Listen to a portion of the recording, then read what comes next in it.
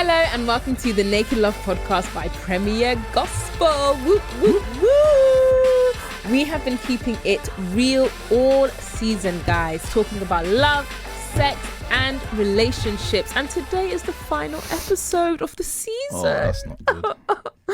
Do you guys want season 3? If you do, let us know. But yep, today is the final season the final episode of season 2. That's gone quick. It has. And it don't really forget, has. You can go back and watch all the episodes now on the Premier Gospel YouTube channel. And you can also follow us on Instagram at Naked Love Pod. And you can also leave your comments and messages there if you want a season 3. Yes, please do.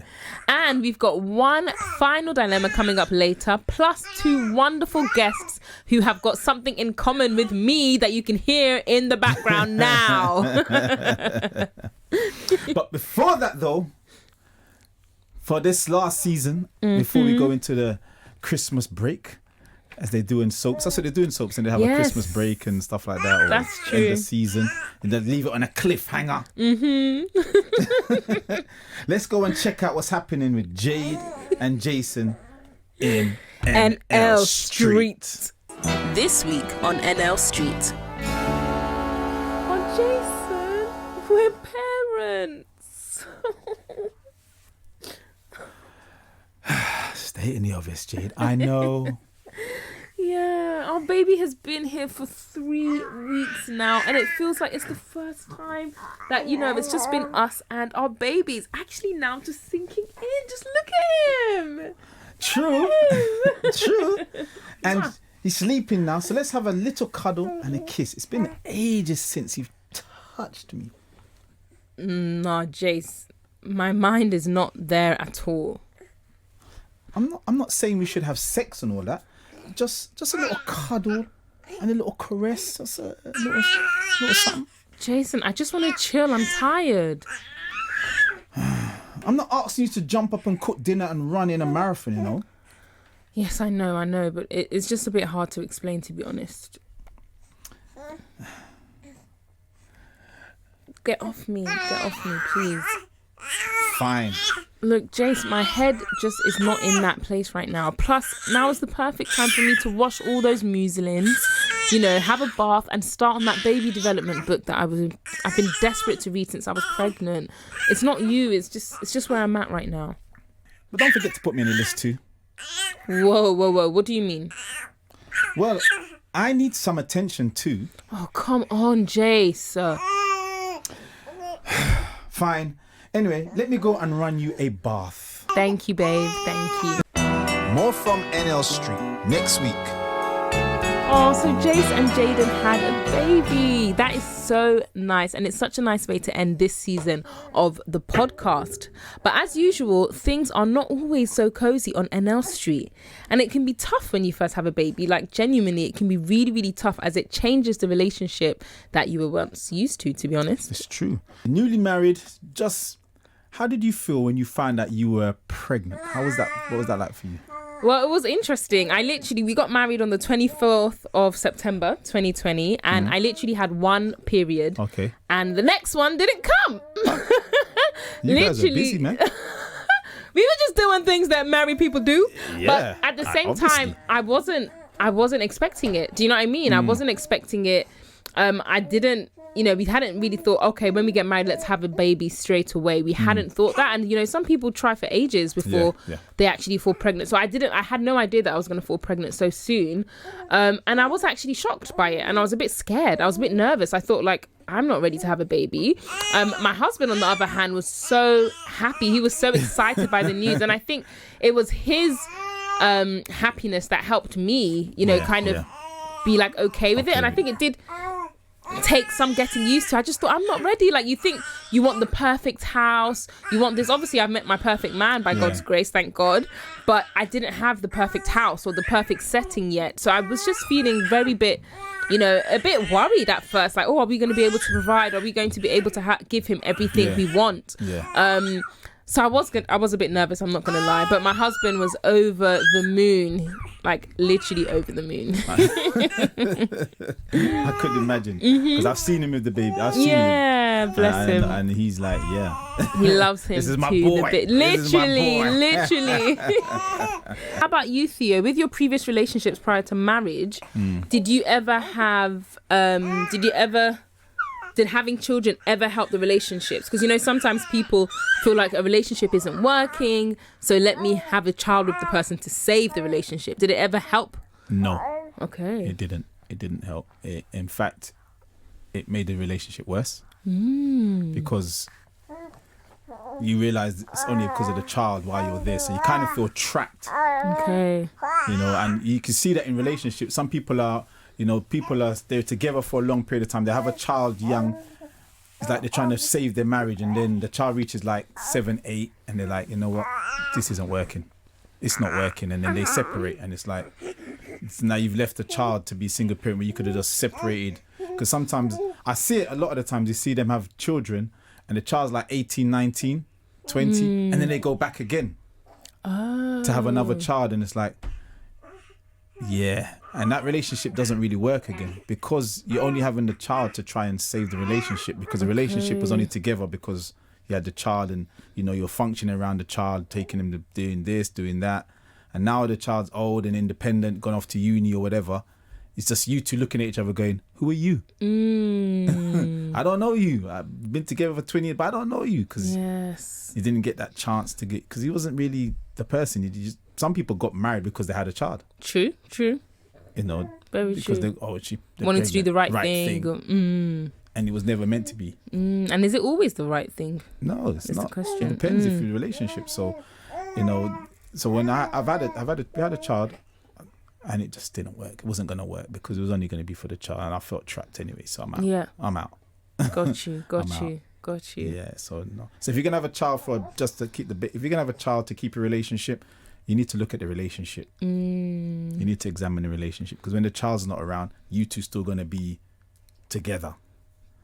And it's not fair. It's not fair on the child. It isn't actually. It's not fair on the It child. isn't. And I do understand why people would think, oh, you know, I don't want to make somebody a single parent or anything like that. I can understand, but, you know, unless you're going to both work to make the relationship work first, before it's about the child, then a lot of the time, the inevitable. Because there's going to be the time when you look at each other and just think, why am I even here? There's no attraction. You kind of resent each other. Sometimes it works. Not to say it up and doesn't work, but a lot of the times, because it's on the child keeping it together, and the child gets to know that right after a while, and they start playing each other off and stuff, and it becomes a problem.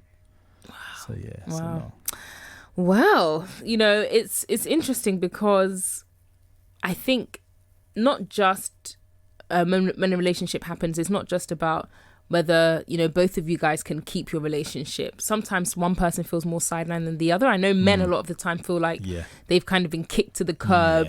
You know, did you ever feel like that when any of your partners had a baby? Not really. That's good. I didn't. I'm not a jealous kind of guy, or I need lots of attention. What are you trying to say about me? Because I feel like I feel sidelined by my husband sometimes. That's with the baby. I feel like you're concentrating more on the baby than me. Normal. It depends on you as a person. And, you know, as they say, your love language. You know, if you need attention and all that, and you're not getting it, then you're gonna feel that way. I'm not that person. So I didn't feel it. But I know there's some guys that they get jealous when their partner has a child, and they get really jealous. And I don't understand. I get it, but I don't understand it. 'Cause I'm thinking, it's a child. Yeah. It's your baby, you know. The mum needs to feed the baby. You need to rest and all that. And so, but some people now, that used to be me. She used to kiss me like that, and it was about me. And I'm just like, okay, I hear it. Yeah. I don't get it, but I hear it. I'm like that with my husband. I feel like because he loves our son, and I'm like, hey, what about me? I want kisses too. I literally say that to him. I'm like, what about me? And he's like, come, both of my babies, come here. You know? But that's fine. I think I understand, but it's about understanding the bigger picture. That look, you are parents now. Yeah. And this is a baby who needs love and affection and care at all times. Like, he can't do anything by himself. So we need to, you know, give that give that. But I think my question is how to keep romance alive, because I definitely have to. There is a difference. Like, there's anybody who says, "Oh, there won't be any," like, it's just a lie. There's definitely going to be a difference. You're both adjusting to a new role. Even though we've had a child now, when we have another one, by God's grace, it's going to be the same thing again. We're going to have to relearn how to now parent two children instead of one, and then or 3, 4, 5, 6, 7, whatever. Romance is hard, especially when the child's so little and young. Because as you said, it's an adjustment for you, and a lot of times women don't want to be romantic with their partner, or feel that way. They don't feel nice. They feel I'm overweight. I don't feel sexy. My hair is this. Look at me. I feel frumpy. And the man's like, come on, baby, I still love you. And it's like, oh, no. And then the baby, and it's like your attention gets diverted. But it's important, even if you don't feel it, just to do it. Okay, that's good advice, I think. Just do it, even if you don't feel it, because it's not, sometimes actually doing it might take you out of that frumpy feeling and stuff like that. Because I know some women, they forget that they're women, and they forget that they're women, their wives or their girlfriends or whatever. They forget that, hold on, I am a woman, and the man's still looking at it saying, come baby, let me give you a hug, and just... Yes, that self-image after giving birth, to be honest, is quite a lot, because you just do feel a bit like, oh, is this me? Like my body, like you just feel almost like I felt almost violated after birth. I felt like my body had been violated. Like this human being has come out of my body. I felt really bad. Yes, you would do. And it was going to take a while for that to come. But as men, I'm going to say to men, just hug your wives, man. Just hug your partners. Hug them. Even if they don't feel it, just hug them. Because they want it, but they don't realise they do want it. And sometimes once you've done it, they go, was nice. That was nice. Because they're so... Women get so caught up in, I've got, as Jade said, I've got to go and watch the baby, got to go do this, I've got to go and do that. And all these other things start to occupy their mind, because it's like, if I don't do it now, the baby's going to wake up in 2 hours' time, and then I'm going to have to catch up. So sometimes it's just like, stop, leave it. The mess is going to be there. Just relax, hug, sit down, chill, let's have a cup of tea together. Because it's important just to spend, even if it's 5-10 minutes. I think that's really good advice. You have to keep working on your relationship anyway. It's important, even if it's 5 minutes, to show each other that you still care for each other, you still love each other. It's very important. Just to say I love you at night time, just a little cuddle for sleep. You don't have to have sex or nothing like that. You don't have to, just a cuddle and a kiss. Because the men, they still need it. I think the women still need it as well. Women need it. They need it even more, because they feel, as you said, violated, and feel their self-image, like, I'm not pretty anymore, look at me, my body's this, I used to have a flat stomach, 6-pack, and all this and all that. And it's like, it's all good, baby. It's all good, baby. You still look beautiful. Exactly. And to anybody who is going through that now, like, we just have to remember that our bodies have done such an incredible thing. Do you know what I mean? Our bodies have brought another human being into the world, as loud as he may be. Yeah, it's all good. He's having so much fun in the studio. Fun, he's saying, look, I've been here for how many weeks? Nobody's heard my quiet, voice. Yeah. Now you can hear me. This is me. So I want to talk. Yeah. So that's what I just want to say. Like, you are really, really good. You're doing well. You're doing a great job. Your body is incredible. You are incredible. And just keep going. Like, be there. Like, just keep being present, and you'll be fine. And hobbies, you will be. Celebrate your partners, man. Celebrate your wives, your girlfriends, whatever they may be. Celebrate them. If they've given a child, they've given you your seed.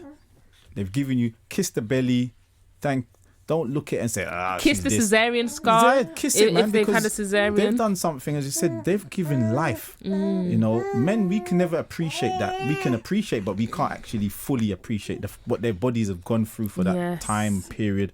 Carrying a human, I'm still fascinated. I'm looking at it. I've got 6 of them, and I'm still like, wow, that's amazing. Honestly, that's not a joke.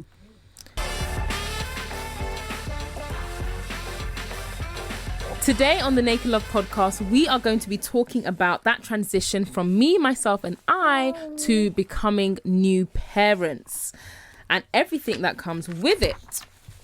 the nappies, the lack of sleep, all of the stress, the poo, and perhaps as well the change in intimacy.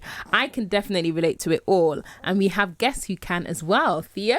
Yes, and we're pleased to be joined by brand new parents, worship leader and recording artist Elle Limebear and her husband Tom Limebear, and also baby as well. Woo, woo, woo! Welcome. Hello, everyone. Woo! So good to be with you guys. First and foremost, congratulations. How long have you been new parents now? How many months in are we? So I think it's been just over 3 months now. So Maccabee, our son, is 3 months. We're trying to get in a groove. You know how it is. Yeah. But no, we're loving it. We are loving it. It's wild. It's wild. That is a way to describe it. Definitely wild. I feel like I've suddenly become all of the cliches that I promised myself I never would be. That tends to happen. Everything, I'm not going to be like my dad. I'm not going to be like this. I'm not going to be like that. And everything just comes down. Like they downloaded all the information into you, isn't it?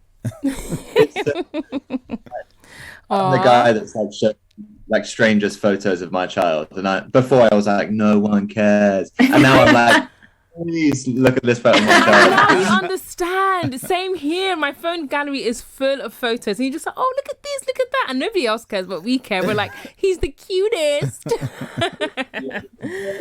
In for you guys, in 10 syllables, how would you describe the journey so far? Go on, Alex. Overwhelmingly brilliant. Is that word? Is that syllable? Yeah, that's good. Go for it. Yeah, we work with that. I like that. Brilliant and wild. Brilliant and wild. Yes. Yes. So many emotions. Yeah. Right. Seriously. Oh. That was, crazy. It is wild. To sum it up in 10 syllables, don't know if you could quite do it. That's a bit quick. So let's go back. So you've been married for how long? You guys been married? 4 years? 4 years, yeah. So was children part of the plan? Was the children? Yeah, no, we always wanted like lots of. Well, we're very started with one. We always wanted lots of children. But no, we always talked about like having children, and we'd love a family and blah blah blah. But it felt like the right time. Like 4 years. I remember we had the conversation when we got married, kind of like, oh yeah, let's like maybe wait 3 years, 4 years, and then let's see. So yeah, we're very blessed to have this little boy. Can't believe he's ours, but yeah, definitely we always wanted a family for sure. And did it happen when you lot had planned it, or it was just like you lot planned to have the child after 4 years, or was there like, did you put time frames? Because I know some people like, we get married after 2 years, we're gonna have a child and all that. Were you one of those couples? Well, I feel like for us, it was always our intention to have a family, to have children. But I think, you know, like looking back, like life was just pretty wild. Like when we first got married, we literally went on a honeymoon for a week, and then we were on the road touring with Ellie's dad, who's a worship leader. So we were just on the road all the time. I think the longest we'd ever been at home was like 3 weeks or something at a time. Wow. So it was like going for it. And then Ellie started doing her own music, and that kind of opened up more touring, more opportunities, more open doors. And it was all like so fun, so exciting. Yeah. So I think for us, we were always like, we want to have kids, but we're not sure when. So I think a big part of it, like I remember us having a conversation, Ellie said, like, I've prayed like to God to open up like a year of time where we can both be at home. And then like, I feel like that will be the right time. So we'd planned, Ellie's album came out in February 2020, and we planned like probably 18 months worth of touring, like all around the world. And then we did 4 shows of that, and then bam, like pandemic hit. We're at home, and it's been like the longest time we've ever been at home. Wow. And probably for about 6 years, like loving it, and even like unpacking, like, you know, life was just so hectic, so there was a lot to unpack. We slowed down, and it was like stuff to process, you know, individually, but also as a couple. And I think then we'd been journeying through some stuff, and then we were like, I think we're, not that you're ever ready, but I think it feels like time to start trying, you know. And thankfully, like our process was really fast, and we got pregnant really quickly, and then now little Maccabee's born. Maccabee's here, so yeah, it definitely felt like the right time, you know, which was very respectful. Yeah. That's good. That's you know what, the pandemic has been a lot for a lot of people. It's kind of given them that time to reassess, to plan, and like take stock of their lives. Like we've had to stop now. So it's like, okay. Yeah. So would you say those first 4 years of relationship, you know, was that helpful before Maccabee came along? Was it? Yeah, definitely. I think it's so good. I mean, we really valued our time just as a couple. You know, we got married quite young too. So I was 20 when we got married. Tom was 23. Wow. Yeah, that's right. We were still like super young. Still super young now. But like, I think it was so important, those 4 years of just us two together, going after things that we felt that God had, you know, put on our hearts, together as a couple, as a unit, as a little family unit, you know, just us two, going places, coming back, creating a home together. And then I think it set up just, I don't know, I just felt like the right time to have a child, didn't it? And Totally. like going to this next stage of a relationship, okay, like what will our, you know, and marriage changes as, you know, you have a child and all the different new things that come with it. But no, it felt like, yeah, we needed that time, just us two, for sure. Yeah, that's So, because I encourage that as well. If you can, if it's possible to have, because it gives you lot something to build on, isn't it? Like a little foundation and stuff like, especially as you lot were touring all the time, you know, trying to have a child and touring at the same time, that would have been crazy. Right. but like, I feel like you can take advice for like a future season, but it's almost like you don't believe it until you're in it. So people were saying, like, you know, take your time, like don't rush. And I was like, bro, like, if we want to have kids, we can have kids. Do you know what I mean? Like, Right. I'm gonna wait.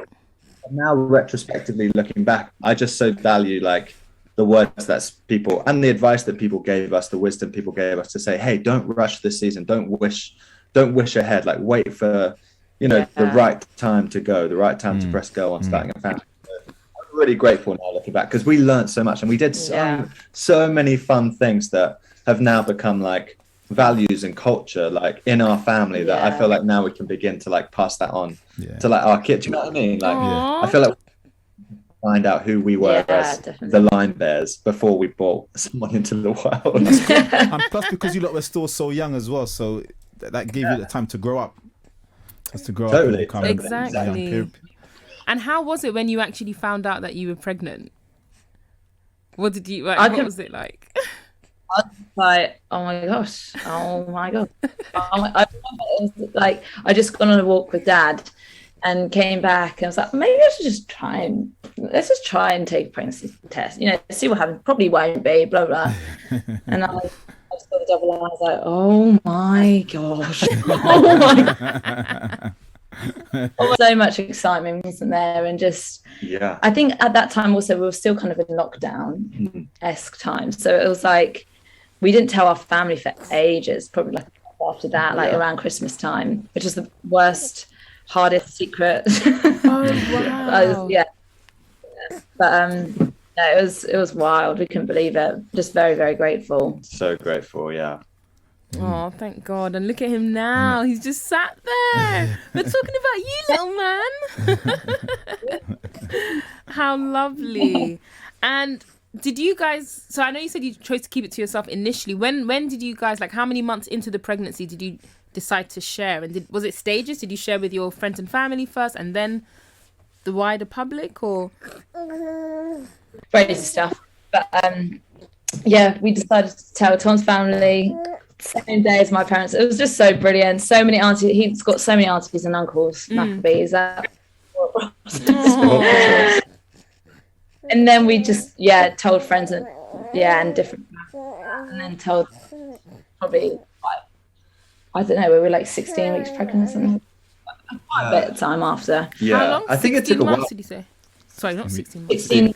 That was a really Thank goodness we're not pregnant for that long. So did you tell it to the, because as I said, you're a recording artist. Did you like then release it on social media that you were pregnant, or you just said, what? No, I'm not want people to know I it. told my team as soon as we had our 12-week scan, we started to tell my team in America and different people, different parts of my team.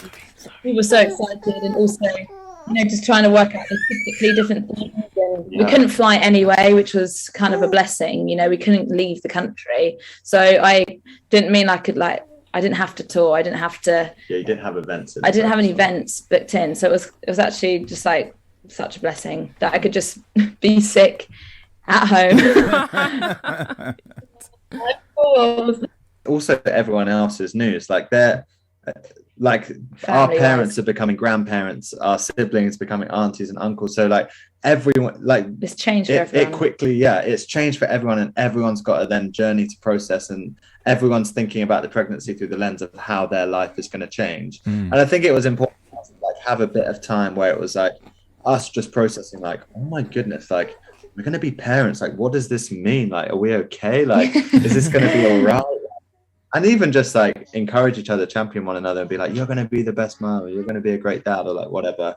And I think that time before everyone knew, like Ellie said, was actually a really special time where it was just us kind of like dreaming up, like, what is it going to be like when we've got a kid? And then obviously when you tell your wider family, it's amazing. And then there's also like other narratives that come in, and you're kind of, you know, it's just overwhelming. Like it's so overwhelming, but we're grateful for that little bit of time we had together. Definitely. So Tom, as a man, you know, the ladies, they get all that, you know, they can feel the baby. How was it for you, the pregnancy? Because you know that some guys actually have the same symptoms. They crave, and they have the sleeping and all that. Some guys even put on weight. Well, that's the excuse that we use, that we're putting on weight because, you know, we're eating for two. You know.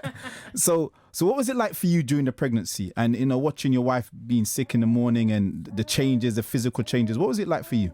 Yeah, I think there are so many ups and downs out there. There's like the joy of like the news, and then also the kind of like low points of seeing your other half like kind of like going through it, like, you know, their body changing, and then also like feeling not great and feeling tired and feeling sick, and there's just so many like ups and downs. And I think I just felt in this season, in the kind of season of pregnancy, where I was like, I just need to almost just, I don't know, like just take ownership over like what is my purpose in this season. Like my purpose was kind of just to like do everything I can to like look after Ellie, get her everything that she needs. If she wants X, then we should make sure we get X, or Y, make sure she gets Y, and just look after her. Like if she's feeling sick, like get her water. And I think it's hard because you can feel like quite helpless, can't you? Like there's nothing to do to like share the burden. It's like only Ellie is pregnant, only Ellie has a baby inside of her. Like I can't pretend to carry that weight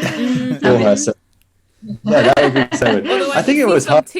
I did see some TikToks of men putting watermelons around their stomachs, being like, pregnant for the day.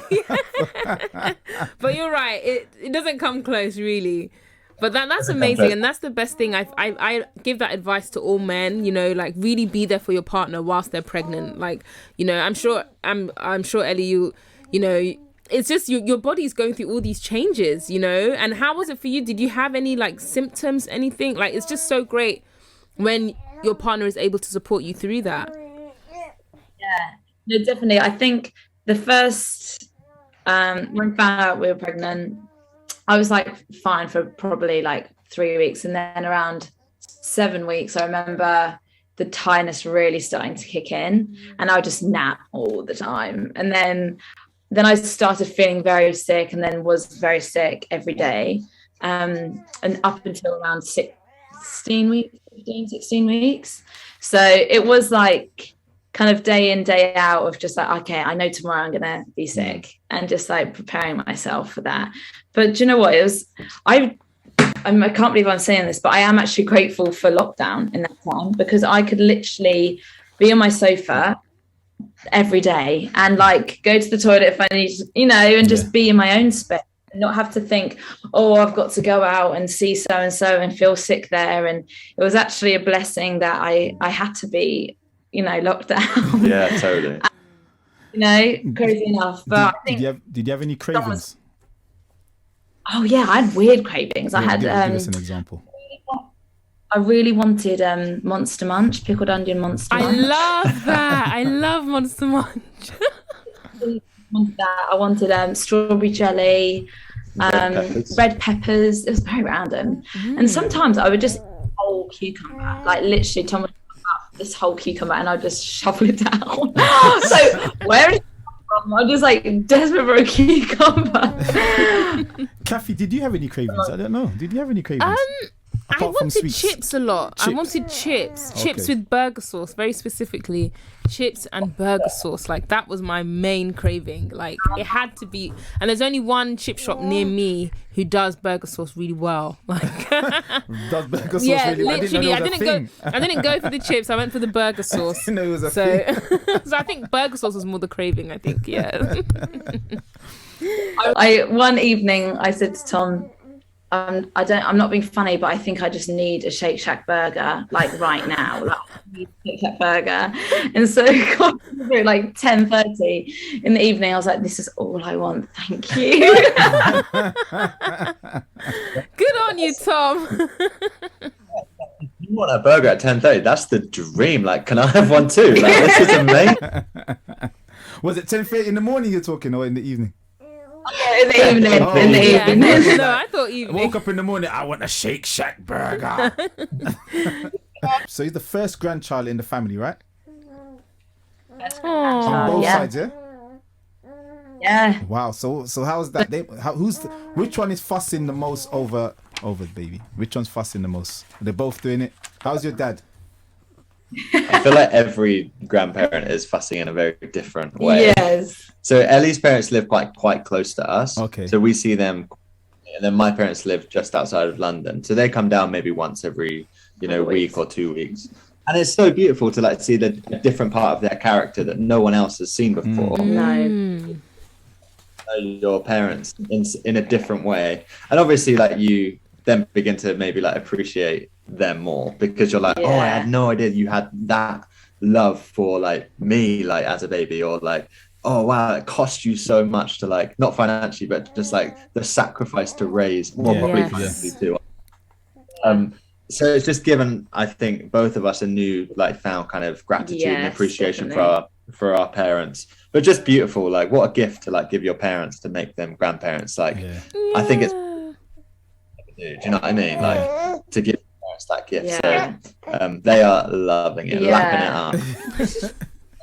Even I FaceTimed mum and dad the other day whilst we were away, and they're like in the car, and they're like, "Hi girls, can you hear the music in the back? Dad's just bought Limebear singing maraca." You're like, what has life come to? Like, amazing. I love a singing maraca. Like, it was like this toy. It's like, wow, Dad's gone out of his way to go buy a singing maraca. Like, who would have thought? That's lovely. Dad's gonna go crazy. Trust me, he's gonna be doing all kinds of.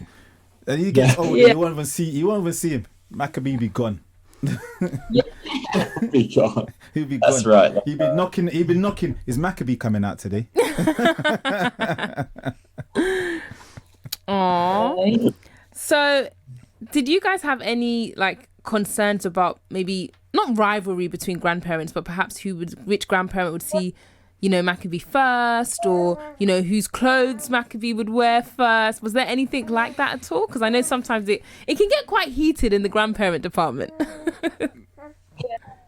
I think we definitely had conversations like quite, into the pregnancy of like what. Okay, so my parents live near, and Tom's parents don't live as near, and that's always going to be like a struggle for us, because we want to see them more, they want to see him more, and just the balance of that, just how the favoritism side of things, that's never fun for anyone. I've seen that in different families. I'm like, I don't want to create that in our family. I don't favour grandparents and then the boring grandparents, or Yes. I don't want us to create that. I want Maccabee to know that both grandparents want to see him and love him. And Yes. we want to see them equally too. I hate rivalry. Let's just have peace. So I think we definitely had that conversation, didn't we? Like, let's try and just do our best to, see both, and see your parents. And it's realizing that, each grandparent and each like auntie or uncle or whoever like brings such a different, different thing. Like, absolutely. They're all carrying different things, and they're all like making Maccabee's life more like colorful. They all bring like different elements. And I think it was just like kind of yeah, just us having the perspective of like, oh, cool. So, you know, my mum's different to Ellie's mum, and that's a good thing. Like, it's good that they're not the same, because that benefit Maccabee. It's going to make his world seem like bigger and expansive. And so I think we're grateful that everyone's very different. And I think it's just important to have that conversation, isn't it? Like, let's make sure that there's no favoritism, that everyone's getting as much access as everyone else. It's important. It's important. So Maccabee was born in August. He was born in August, right? And his name is Maccabee August. Is that his name?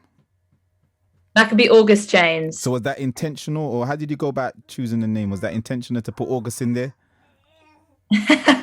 Kinda, I guess. Well, Tom was like, we were set on Maccabee James for ages, and then we're like, oh no, I feel like he needs another middle name. Like, that's whacking another middle name. And then Tom said, how about August? And I love the name August anyway as like a first name, you know. And so it just felt right. He was born in August. We feel like he's going to be just joyful, sunny character. So we're like, it just fits, you know. It's a nice name. Maccabee August. That's nice. Different. Yeah. Different. And can I ask, did you guys have any second thoughts about it? I remember when I had to go and register my son's name. After doing it, I was like, oh my gosh, was that the right choice? Because it feels so final afterwards. It's like literally, we've chosen a name that our baby's going to carry for the rest of his life. Like, it just felt so deep for me.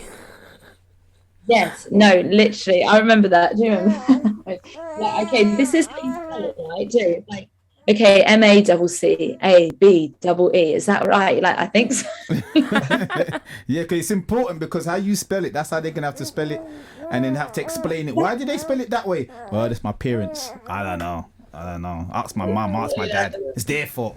Literally. Yeah, that is so true. That's so true. Even like when we got him a passport, and when his passport arrived, like, oh my gosh, we've named a real kid. That's what I felt like. That is literally exactly what I felt like, isn't it, baby? I felt the same. It's wild. And it's like a big responsibility, isn't it? Like, obviously don't want to like deep it that much, but it's like, that's what people are going to like call him. Yeah. Like that name. Like, yeah, it's wild. It's wild. It's the not hardest, but like, it's probably the biggest decision I've ever had to make. It's like, what do you call another person? Yeah. Do you know? It's a big thing. And in some cultures, it's like, you know, they have naming ceremonies and a whole thing. Yeah. You know, it's a big thing, because it's important, because that's the name they're going to be called, and that's the spirit they're going to be.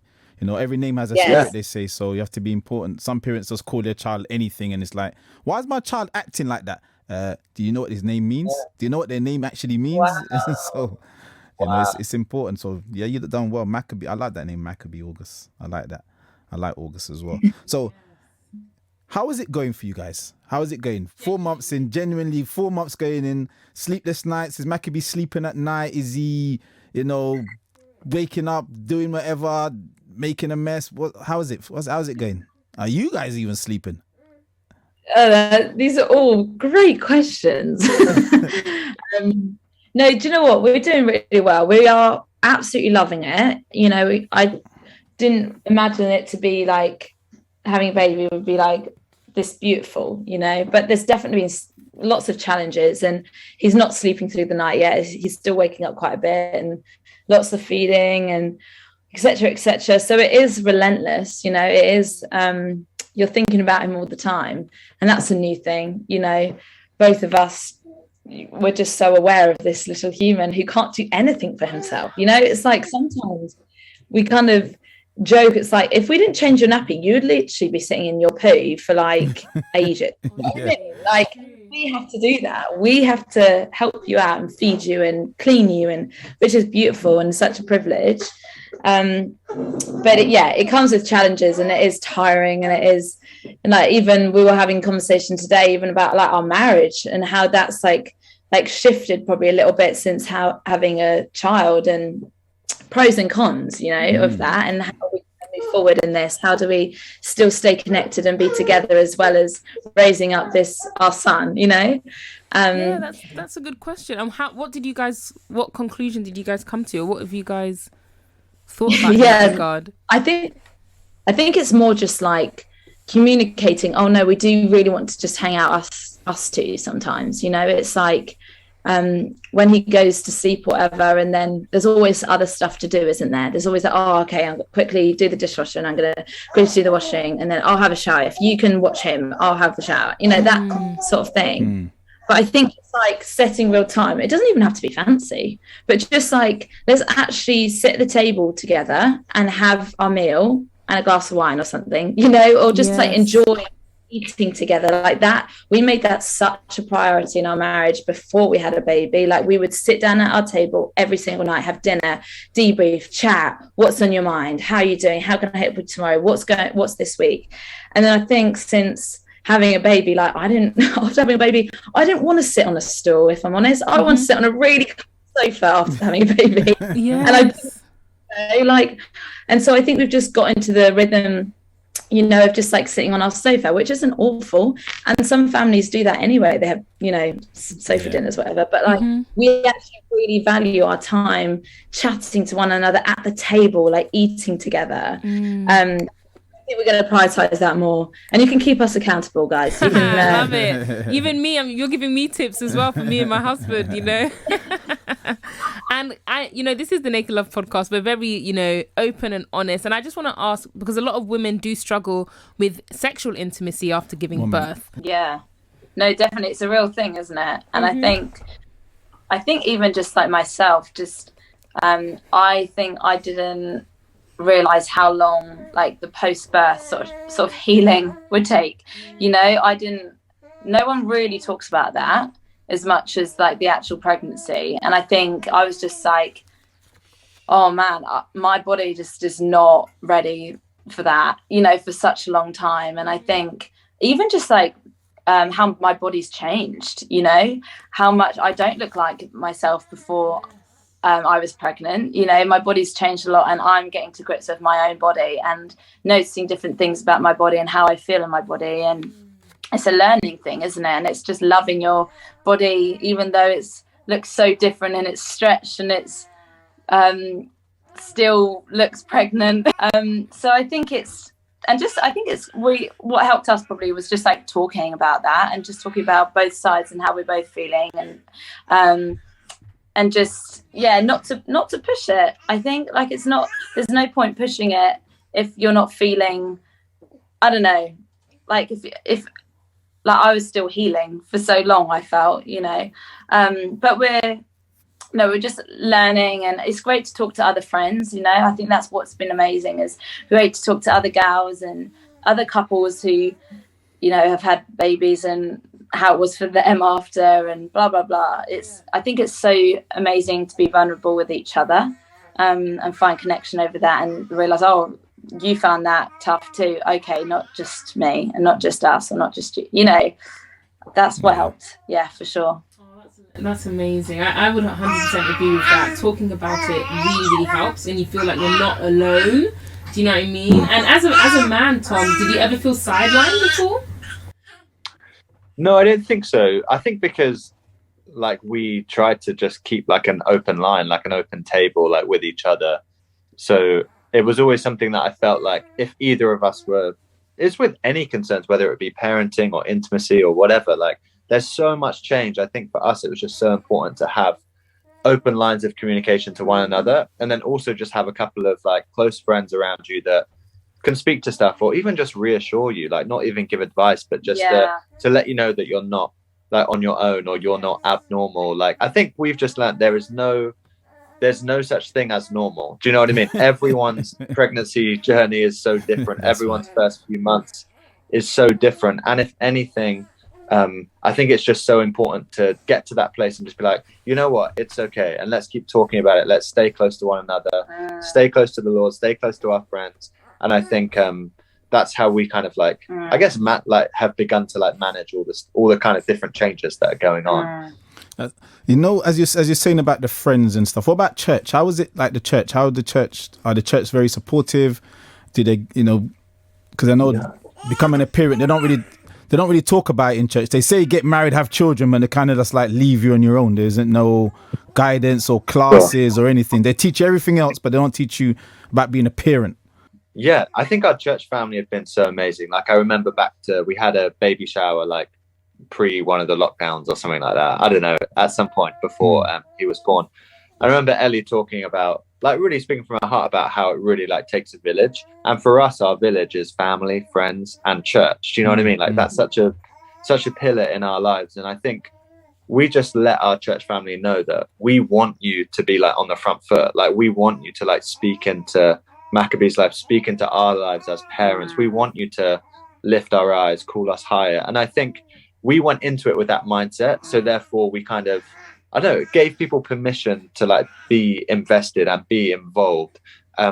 So I think sometimes with church stuff, we can kind of be on the back foot and be like, oh, like, why is no one reaching out? Like, why is no one helping me? And like, I agree, like that is some people's stories, and we all feel like that sometimes. But there's always another side to the coin, isn't there? It's like, well, if I feel lonely, like then maybe I should reach out to someone. Or if I need a bit of help, if I need a babysitter, if I don't know how to change a nappy, it's like, I'm going to reach out to someone. I'm going to ask.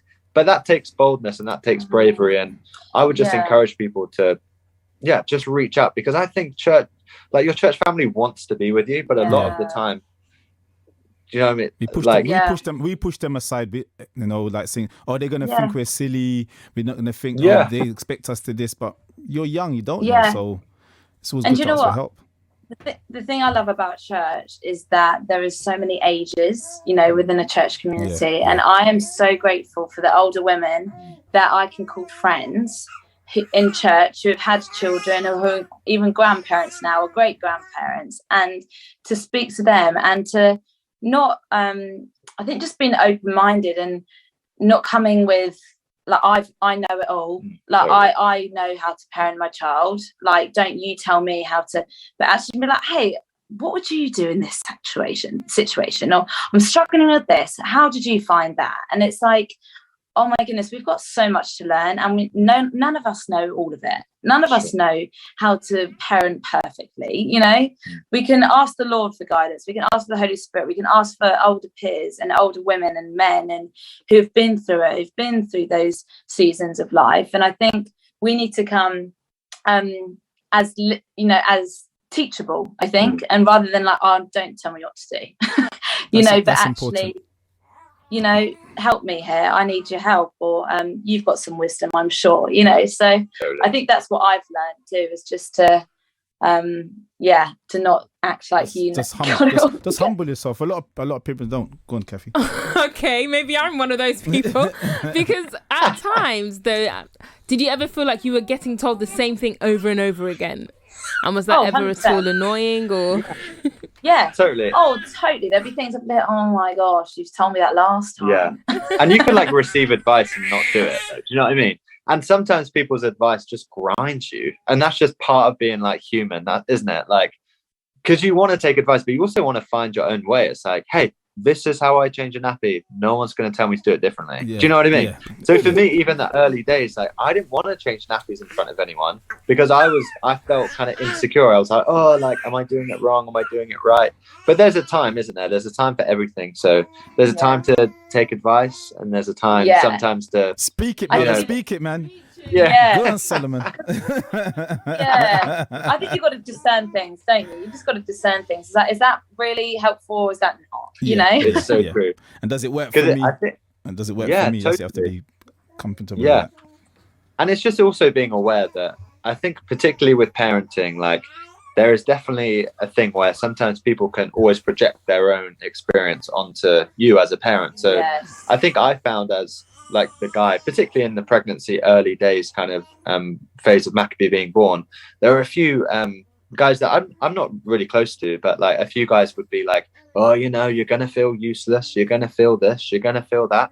And there was part of me where I had to decide, it's like, actually I'm not gonna feel useless, like that, like I have a role, and maybe it's not as hands-on as Ellie as the mother, but like I have a role here to look after Ellie, or to invite the guests in, or to make a cup of tea, or like whatever it is. It's like I'm not useless.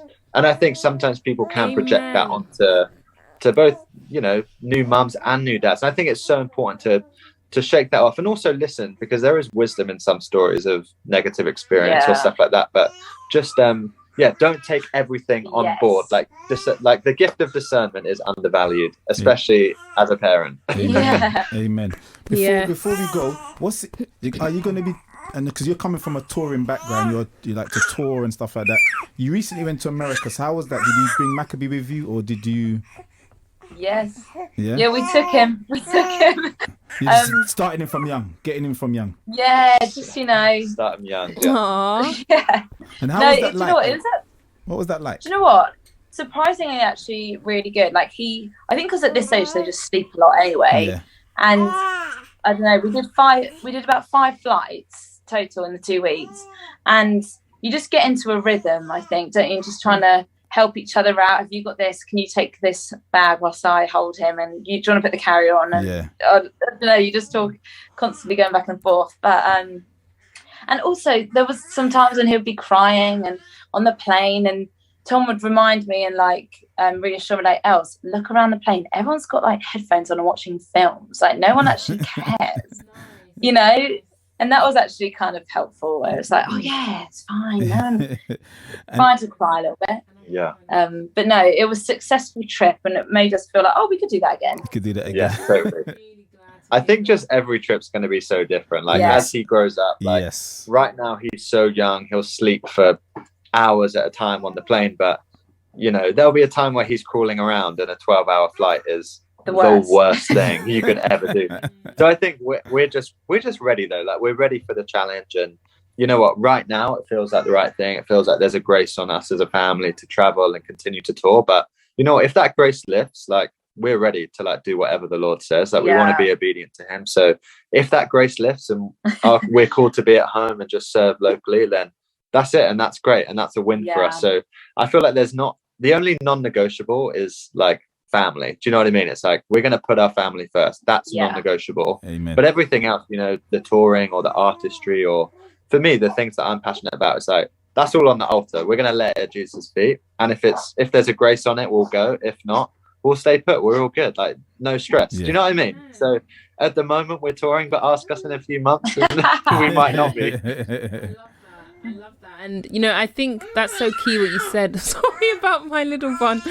I love it. But the fact that you said, you know, that there is a grace on it, and I think for me as a Christian and as a parent, and I'm sure you guys may relate, like raising our children in the way that they should go. And I know both of our kids are still quite small, but do you ever feel any pressure as to, oh, how am I going to raise Maccabee as a Christian? You know, because my thought was, I want to raise my son as a Christian, but I don't want to force him into the faith. I want him to still make it his own decision for God. How have you navigated that?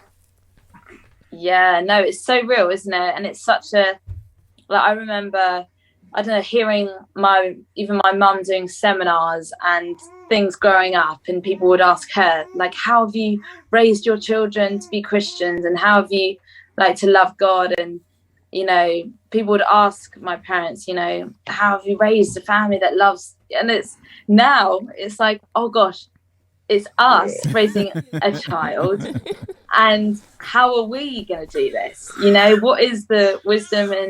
And I think there's of course there's like I wouldn't say like fears, but almost just like there's new challenges. Yeah, they're like, oh wow, this is like I remember I was listening to something the other day, a podcast, something about how as parents we are our children's pastors. Like we are who they look to, you know, first before like even the church pastor, you know, like we are with them day in, day out, morning and night. We're teaching them things, how to hold a spoon, but also how to look into someone's eyes and say thank you. How, you know, these are the things that we're teaching our kids. We are our children's pastors, and what a beautiful privilege that is. But also that's a responsibility, and to raise your child and to pastor your child. And I know we're going to both need people, you know, family and friends who are going to help us. And like we said, like it takes a village, and I think it really does take a village to raise children, not just on your own. But I think, I know it's going to come. And as the more he grows, it's going to be like, gosh, you know, he said that coming back from school. How do we respond to that? That his friend told him. That's so true. And have you guys even have you integrated anything faith related into his routine at the moment already at 3 months? I mean, maybe we should do more stuff, but I think every parent, you always feel like that. We should do more. We should do more. Totally. I mean, he's got like some storybooks that have like Bible stories, and one's got like, it's a story about the Lord's Prayer and stuff like that. But I mean, beautiful like little things like that. And of course, like we pray for him all the time, like independently, but also maybe together sometimes. And I think it's just always kind of just surrender. Like, I think the thing that's blown my mind is thinking like, oh my gosh, like my little baby has a soul, like a real life soul, a real life spirit. Like, God, I don't know. It's almost like you don't want to like waste a minute, but you're just like, God, I just give you this child because I do not know what to do. But Lord, would you guide me? Would you give me the right words? And to be honest, like, it's probably an area that I feel a bit inadequate. Of like, oh, there's always more that I could be doing. There's always more. Like, can you pray enough for your child? Like, I don't know. Can you read in the Bible enough? Like, sing with them. Can you sing enough? There's so many things that you could be doing, but it's just trusting that, I don't know, just being open to the Holy Spirit as well. Like, he is our guide. He is our teacher. Like, it's almost like I don't want to feel like overburdened to the point where I feel like crippled, but I just want to, kind of lead the family in a way that's like light and easy. And I don't know, just follow. I don't know. I don't want to. We're learning not forced, so much, right? Like, just not live, forced, not striving, just kind of take it one step at a time. If we, oh crap, like we didn't pray today for him, like it's fine, like it's all good. Like Jesus is interceding at the right hand of the Father. Like we are good. Do you know what I mean? So I think it's just, it's a weird like tension, but we're trying to grow in it, aren't we? When you're growing and when you let the Spirit lead, it's fine. It'll be fine. Totally. Because the child will follow you. So if you're doing the right things, the child will do the right things. If you're doing something wrong, then it's remember. So when you're doing the right things, it's all good. It's so true. Yeah. And you know what? I've even like been challenged by that from like, he's so young and probably won't remember this time in his life, but a few weeks ago I was just sat holding him and he was awake and I was just like scrolling on Instagram and I just thought like, oh my gosh, if he remembered this interaction, I would hate for him to remember me like that. Do you know what I mean? Like, I would hate for him to remember me as like a distracted parent or a parent that's always on his phone, or like if that was his narrative. Struggling with like, that. It's so hard though, isn't it? Because you're like, well, he's not going to remember. Like, it's fine. But I think for me, it's like I almost feel challenged by his presence already in a room that's like, I want to be better. And of course, I fall short all the time. Like, I came home from work the other day and I fell asleep and he was awake next to me, like, and I was supposed to be like playing with him. And we didn't have an argument. And we definitely didn't argue about it. Of course we didn't. You know what? That's fine. Daddies are known for falling asleep as a child, so don't worry about it, man. Don't worry about it. That's why it's the biggest ongoing joke ever. Daddy's sleeping. It's all good. Gets up to no good. The child wrecks the house. What was he doing? I was sleeping. It's all good, man. Oh my god.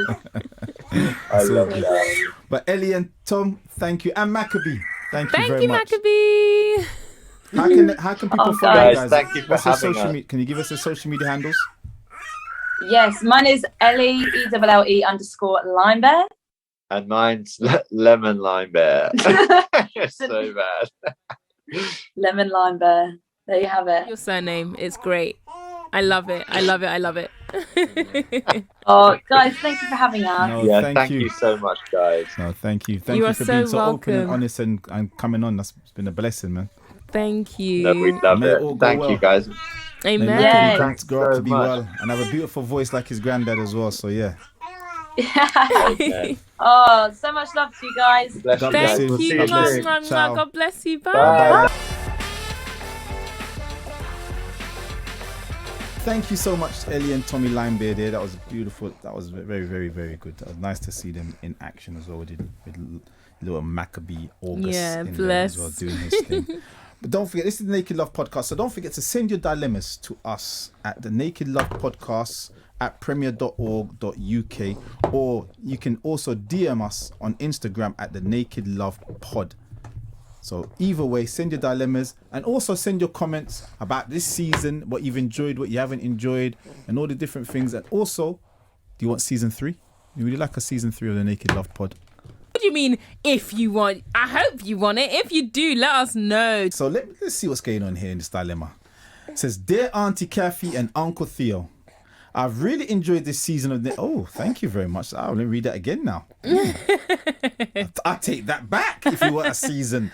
Yeah, definitely. I've really enjoyed this season of the Naked Love podcast. My favourite episode was Sex Tips and Sex Lips with Sheila Ray Gregory. What has been your favourite episode and why? Oh, that's not a nice... Why? I thought you was putting me on the spot like that. What's been my favourite episode and why? I'm going to tell you which one was my favourite episode, which I found really, really... Faith and Vivian. Yeah, I did. I loved that episode actually. Because it's a new world to me. Chastity and all that. As I said, that was never discussed in my day, and celibacy and all that. That word is new to me in my vocabulary in the last 10 years, 15 years. But when I was younger, celibacy, chastity, what is that? We had virgin and that was it. You're still a virgin, boy? That was what we had, but that was it. And the one that hit me was the first one we did, Zainab and Junior, the baby loss. Oh, that was deep. That was deep. That was real deep. That was very deep. Yeah, that was deep. But yeah, that was. But they've all been good. I kind of like all of them. They've all been something I liked all of them. I've liked all of them as well, and I think all of them are necessary conversations from the domestic abuse, which I don't hear anybody talking about in church. That was serious. I thought that was a very necessary conversation that we needed to have. As well, I really liked. I really liked everything, but the singlehood one with Doll and Dr. Sarah, that was good. I thought that was really good, just because I just remember that being single and just never knowing when am I going to find the one. Just that not knowing is just so like mind racking. But I just thought those tips were really good to say, look, this is how you get. This is how what you can do, and just having that shift of mindset from, hey, I'm the one to be found, find me, to actually, what can I do as a woman as well to be found. So I thought that was really good as well. Good. As I'm looking, it's just been a pleasure. Now, John and Sia Bostock just getting into the world of a football world, and her being a wife in that, and also being a Christian in the football world. And that was good. Ibim and sharing her story about being widowed, like. At 30 something, that one hit me, man. That one it really did. Infidelity. That was that was serious. Honestly, they've gone through that and they're together now speaking about it. Yes. Sex Tips was amazing. Yes, the fact that they're both doing it together on stage talking about sex is like. And Afro and Rex as well. Yes. Just sharing the reality. It was. You know what? I think I can't choose one. Because as I'm thinking about them now, even today's one, Tom and Elle, you know what? I can't think. I can't decide. So you know what? I've liked all of them. And if you don't know anything about them, go and watch them back. All back. And then you tell us which one was your favourite. Yes. That's what we want to do. You tell us which one was your favourite. And hashtag Naked Love Podcast as well, so we can see all of the responses. Yes, that's what you do. Tweet us, let us know which has been your favourite episode so far. That's right. So put it in there and hit it up on the Naked Love. Put it in the comment section somewhere. Put your comments underneath each video on the Naked Love Pod or on YouTube. Put it in there, and so we can see which one it is and which one you like the best and all that stuff. Exactly. And whatever. Yeah, so it's all good. But it's time for us to get up out of here. It is. So closing and ending for the final time on season 2 of the Naked Love Podcast. We are your hosts, Khafi, aka A Cup of Khafi, and my name is Uncle Theo, but let's close in a prayer. Dear merciful and mighty God, we give you thanks and we give you praise and we give you all the glory. We give you thanks for this podcast, for the ideas and all the different guests we've had on this podcast, Lord. We ask you just to bless their household, bless them individually and collectively, Lord.